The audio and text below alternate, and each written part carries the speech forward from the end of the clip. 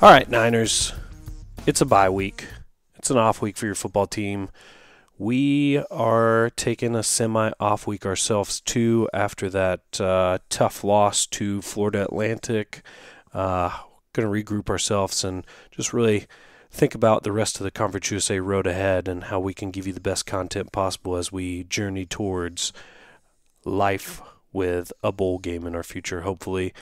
But we've got some game to break down for you, and in honor of it being a bye week, we're going to bring back a segment we did in the past called Let's Go Oh No. So we will get into that later in the game. But Scott, what's your thoughts on our FAU loss to Lane Kiffin? Wasn't quite what we hoped for, that's for sure. I think we both predicted a little inaccurately. I thought that FAU's D would play good, which they did. And I thought our D would play good, which they did not. So not the best scheduling for homecoming, I would say. Maybe that UMass game should have been homecoming. I thought homecoming's normally a beatdown, and that not that we got beat down here, but we never really had a chance to win.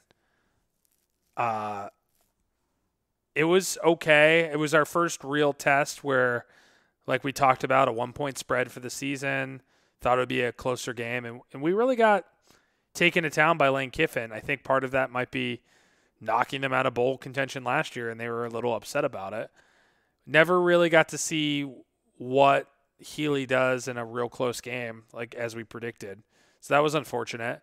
But bright spot is me and you were pretty dead on with our offensive picks, I would say. They were kind of the two gems on the offensive side. And I had the over, so I think we're now tied for the season in terms of picks. I think we're both like 5-2 now, or I guess 5-3 with your 2 losses and my loss. So we weren't both wrong on everything. I thought it was going to be a relatively high-scoring game. I just was hoping we were going to score a little bit extra too. Yeah. I think Glenn Spencer, knowing our team, even if there's a new coaching staff in town, he still kind of knows our players fairly well, especially our returning seniors and juniors who are pretty impactful on the field. So even if you don't know the schemes we're going to be throwing out there, it is a little easier when you know people's strengths and weaknesses on both sides of the ball. So I feel like that helped on that front too. But did see some bright spots occasionally. Also saw a lot of mistakes. And Will Healy obviously wasn't super excited going into the bye week and opening up Conference USA with a loss. Here's what he had to say after the game in the post-game press conference. Yeah, I always hate going on the road recruiting after a loss. You know, I mean, you're going in to sell what this place is going to be, and now you gotta tell them things are changing. So obviously, it's a situation we would love to be 1-0 in the league right now and 3-2 overall, but I hope, and what I've seen out of this group before is that I think they'll be hungrier than ever to come out and change it and fix it. So we'll have to sit on it a little longer than I would like. But what you hope happens is it gives us another 2 weeks to fix what we need to fix internally. I think FAU, and that was a great point by Will, but I think FAU really did what no one has really done to us, including Clemson, where we all know our bread and butter is the run and passing is secondary. And they really shut down the run and made us pass. And Reynolds' stats were okay, but he still threw 2 interceptions, and that's not our game throwing down the field. They forced us to, we started down 14-0, and we really were playing catch-up for the rest of the game. And if you look at it like Benny LeMay, he only had I believe 11 carries for a net 46. So he's averaging 4.2 yards a carry, but 11 carries isn't really what we want to see from Benny LeMay. And then McAllister, my pick, he only had 1 touch for 3 yards running the ball. He did well receiving, about 40 yards receiving and a nice touchdown.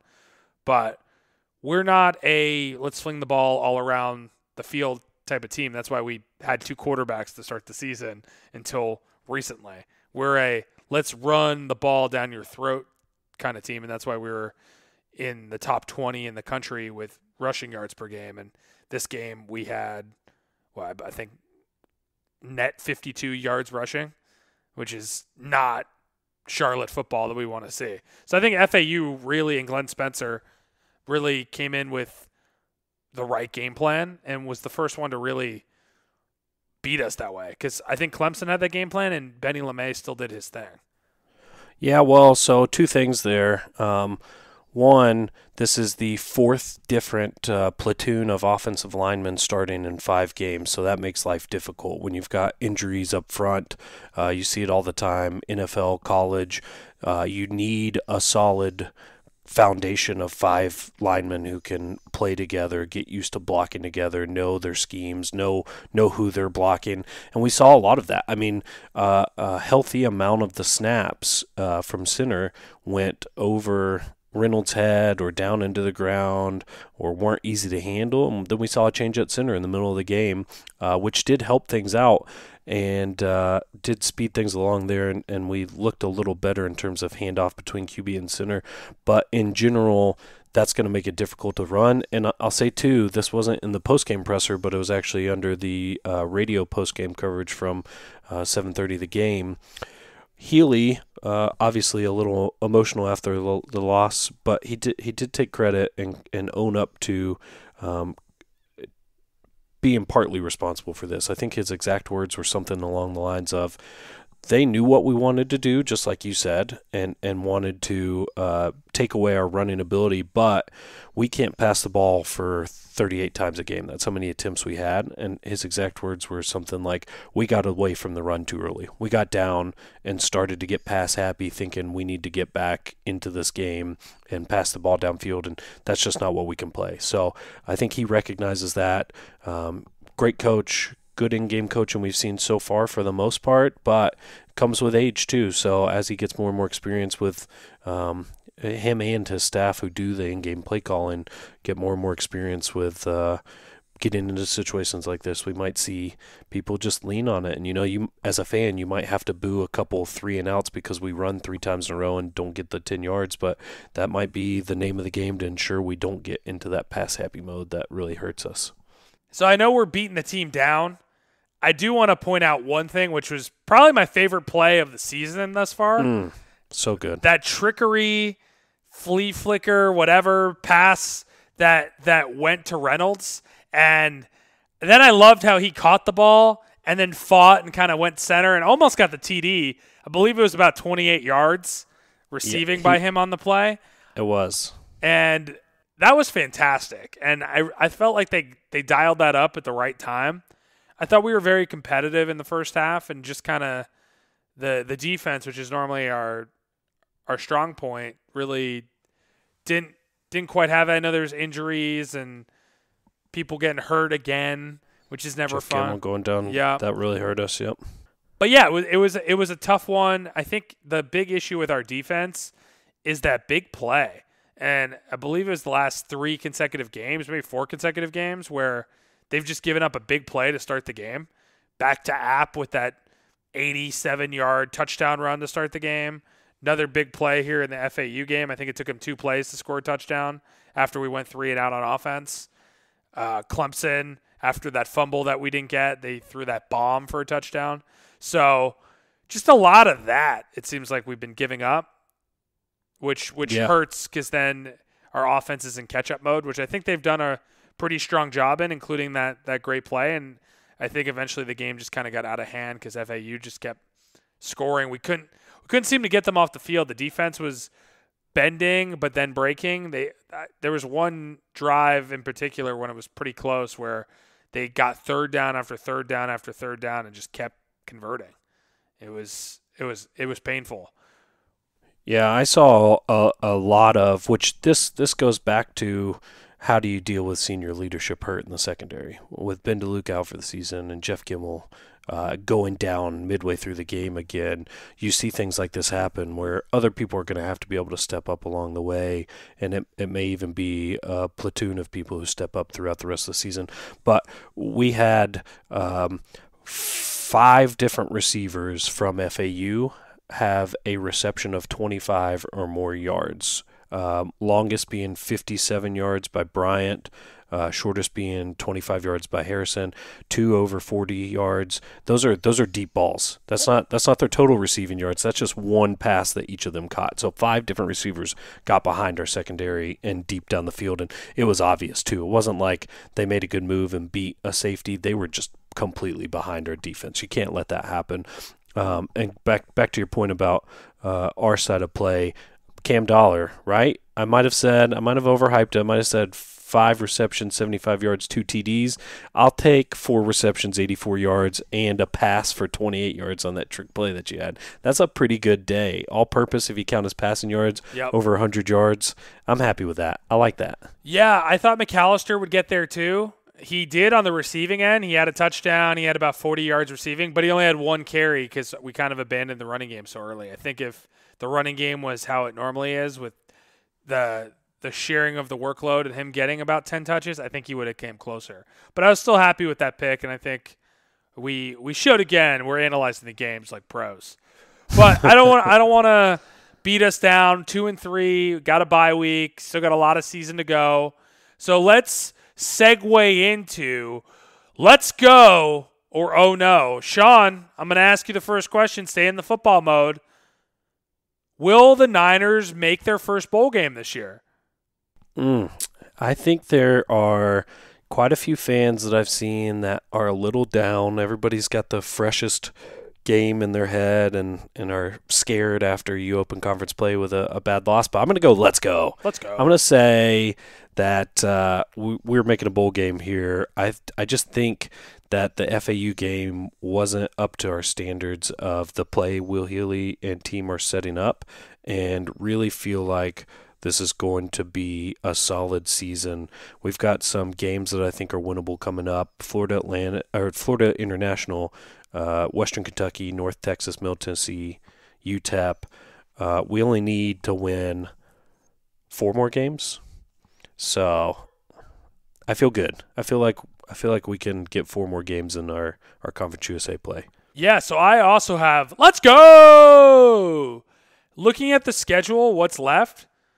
I think, forget about Florida Atlantic and us not playing up to standard. I think Florida Atlantic might be the best team in the conference, and we just played them early. They played back-to-back top 20 teams, got blown out, and now they're on a 3-game winning streak.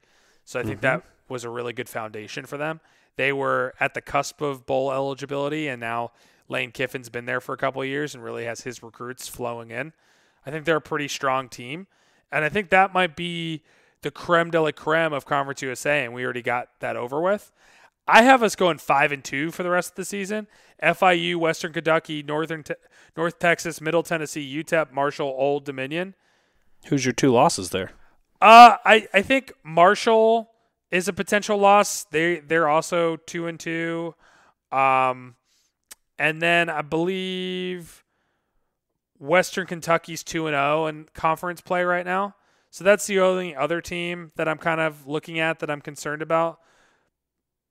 I'm going to disagree with you there. Western Kentucky, I know people are kind of high on them right now, but we absolutely destroyed them last year.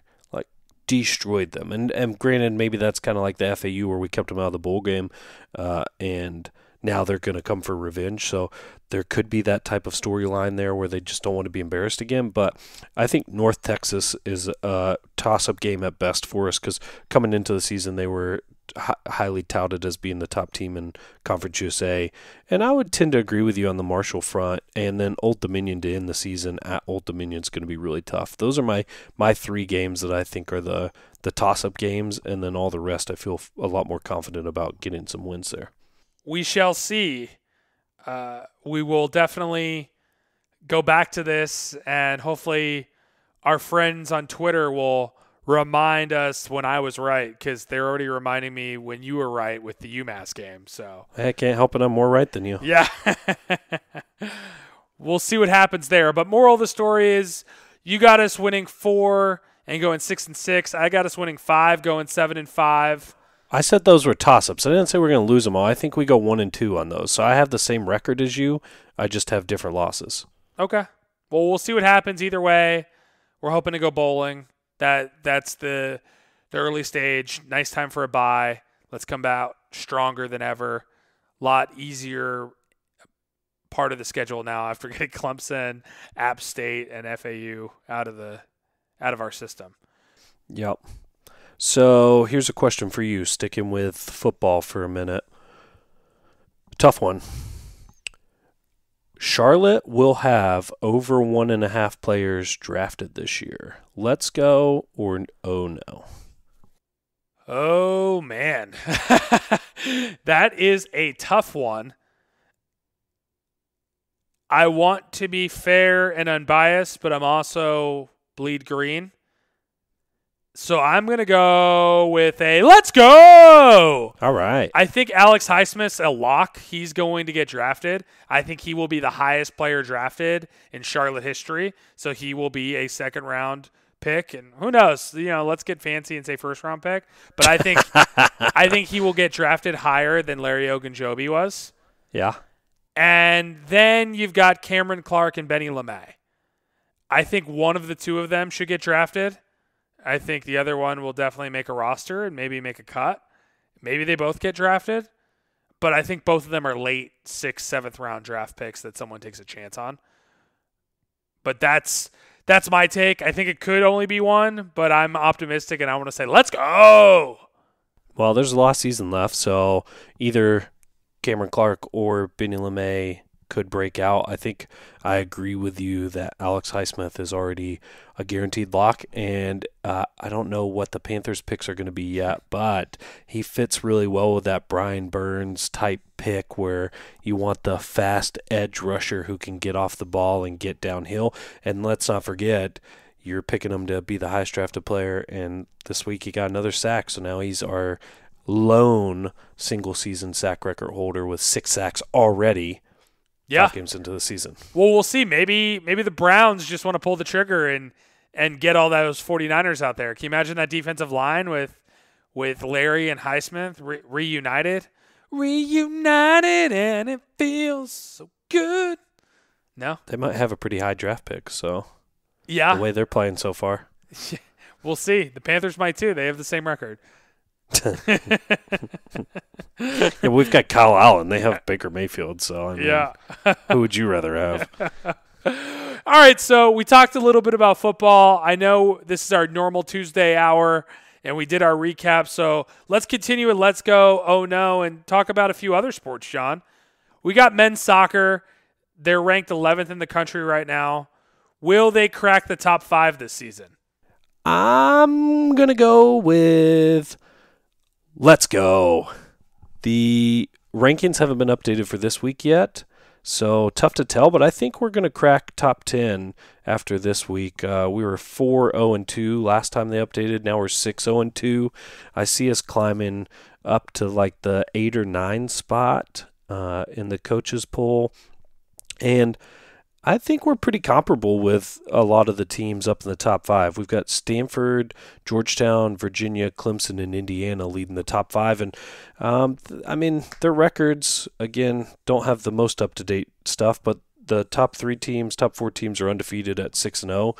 So they're slightly better records-wise, but the teams we're tying are up there as well with, Kentucky we've already played, South Carolina we've already played. I just feel like the schedule in front of us is getting easier, and we're going to make a lot of noise going into Conference USA play, or tournament play, and feel like there's a pretty solid chance that we crack that top 5 spot this year. Yeah, I'm going to go, oh no. I don't want to be a homer. We've been homering all this stuff. And honestly, as a homer, I want us to lose before we get into Conference USA tournament or in the NCAA tournament. I've seen this movie play out too many times where we play really strong, we get in the tournament, and then we lose a heartbreaker. I'd rather get a loss out of the way. We know teams never really go undefeated. Back to the Patriots, right? They went 18-0 and lost the Super Bowl, etc. I would like to lose, and I think we will lose one of these games coming up in October. It could be Florida Atlantic, Marshall, Georgia State, FIU, whoever. And I think we will not crack the top 5, and that loss will push us back into the top 15 or something like that. We'll have a loss going into the conference tournament and really get our momentum going to hopefully finally win that elusive national championship that the Tar Heels stole away from us a couple years back. So I'm going to say, oh no on the top 5, but a national championship. Why not? All right, negative Nancy. Well, I guess you're not really being too negative if you're saying national championship. Do we leave the top 25 this year? No, heck no. All right. I think we just lose a game and we fall back into the teens. A game the entire season? I mean, there's only so many games left. We're already 6-0-2. Like, how many more games are we going to lose? All right, maybe we lose 2 games. We lose 1 in the regular season and we don't win the conference championship. Fair enough. All right. We'll see how it goes. Yeah. All right. Question for you. Switching sports again here. Women's basketball. We had a good season last year, ended with an NIT tournament appearance. We've seen some early insights from the team on how they're doing, how they're looking. Women's basketball makes the NCAA tournament this year. Let's go or oh no. This is 100%. Let's go. I'm getting on that Jade Phillips bandwagon. She was kind of our bread and butter last year as a junior, redshirt senior. This is her year. This is her team. This is her tournament. I think we were kind of at the cusp last year, and we made the women's NIT. I think it's time to step it up and make it to the NCAA tournament for the first time in a while. And I think Jade Phillips really leads that team and is kind of the star of that run that we're going to make. I think we do really well. Are the women doing the same thing as the men with the top 4 bonus games? Yeah, I think they do. So I'd like to see us in that kind of conversation, and I don't know if we get a big bid or if we just win the conference tournament. But we are in the NCAA tournament, and I think a lot of that is thanks to Jade Phillips having a monster year.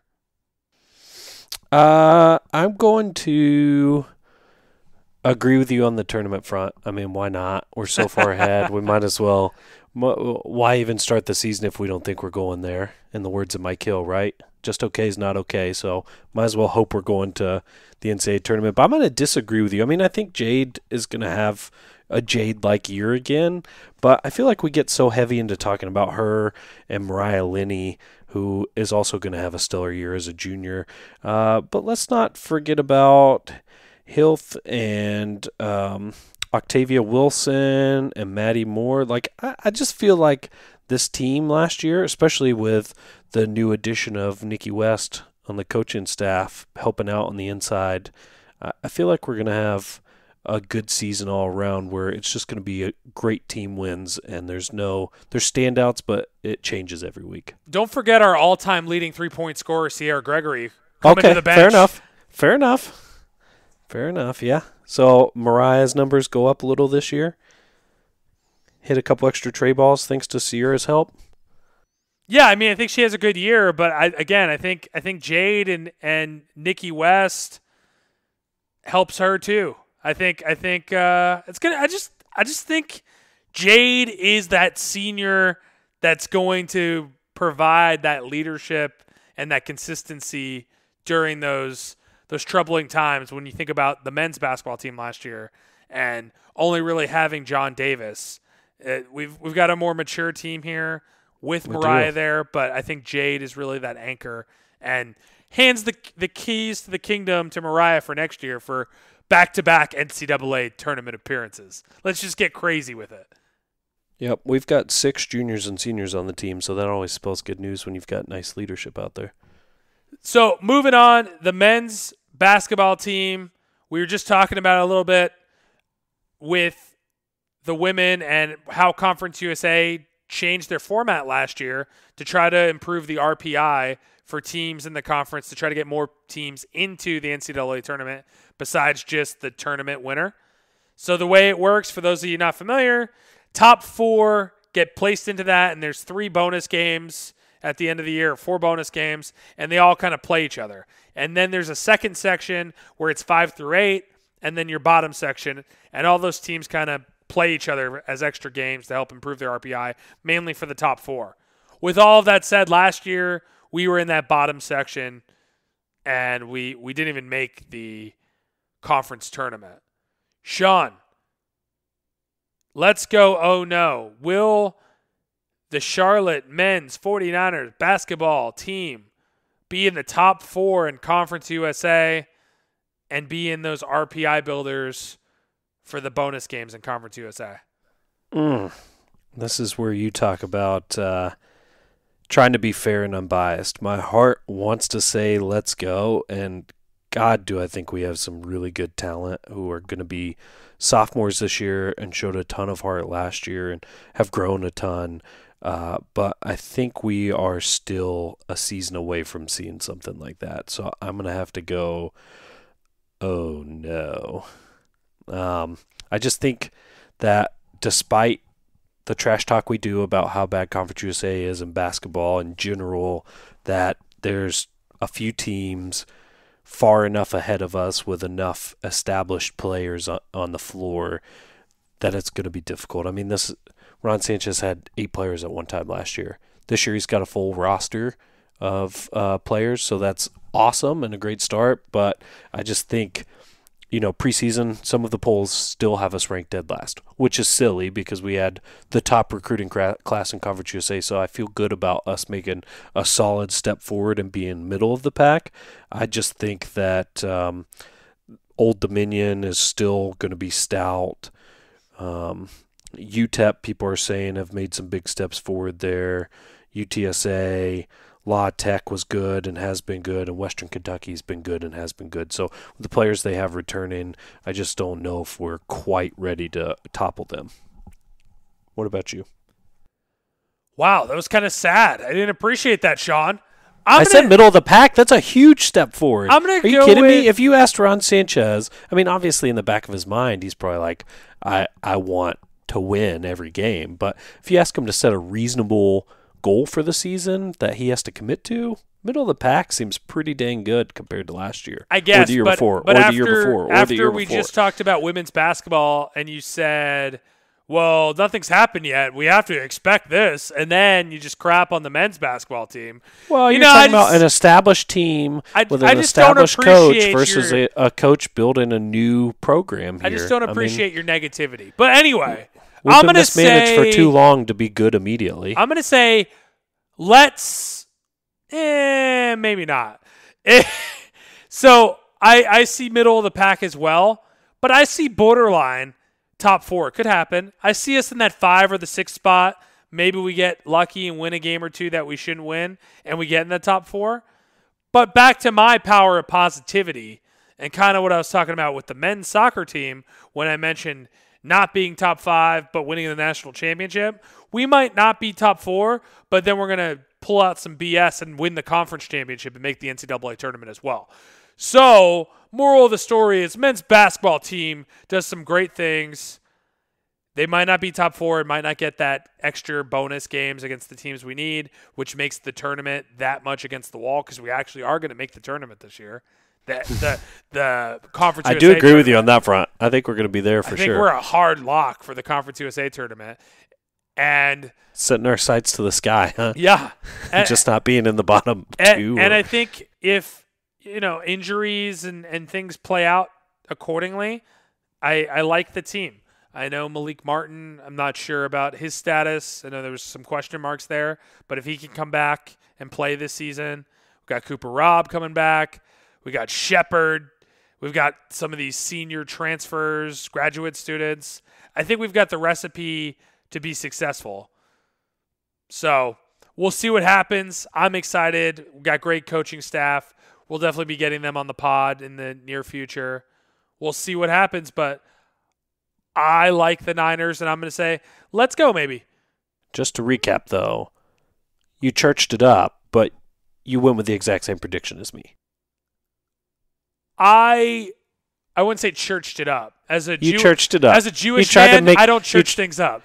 You tried to make it a middle of the pack prediction sound better than my middle of the pack prediction. My middle of the pack predictions, top of the middle of the pack and borderline to the top of the pack. Your middle of the pack is like, we're not going to be in the bottom. That's the bottom half. I think we're dead in the middle, which again is great. We're coming up on 15 years of non-NCAA tournament appearances, and we may actually be over that. I can't even keep count. Yeah. Well, I know this is running long, so I just want to point out a few things as we talk about men's basketball. Got that cool exhibition game coming up October 25th, Friday night. Georgia is coming to Halton Arena, $15 a ticket. All of the proceeds go to the Remembrance Fund. The Remembrance Fund. So good stuff there. Make sure to go out to that, even if you don't plan on going to any basketball games this year. That's the one to go to. Just good cause. Should be fun. Hopefully we pack out Halton Arena for that. And then the season starts pretty soon after that. So be on the lookout for men's and women's basketball. We got a bye this week for Minor Obsession as well as the football team. So we'll be back with you probably next Friday-ish to give you a preview for the FIU game. Anything else I'm missing, Sean? Social media, Twitter, Facebook, Instagram, Gmail, talk to us. Minor_obsession, minorobsession49. We've got our website, minorobsession.net. There's ways to contact us everywhere. Yeah, I think you covered it. Cool. Well, we're awesome. We're going to keep doing great things. The 49ers program is on the up and up. Got some men's soccer coming up over the next week, volleyball, women's soccer, the hockey club's playing. Lots of good stuff. We're going to keep winning, and we're going to talk about football next week. So until then, keep wearing your green. And go Niners.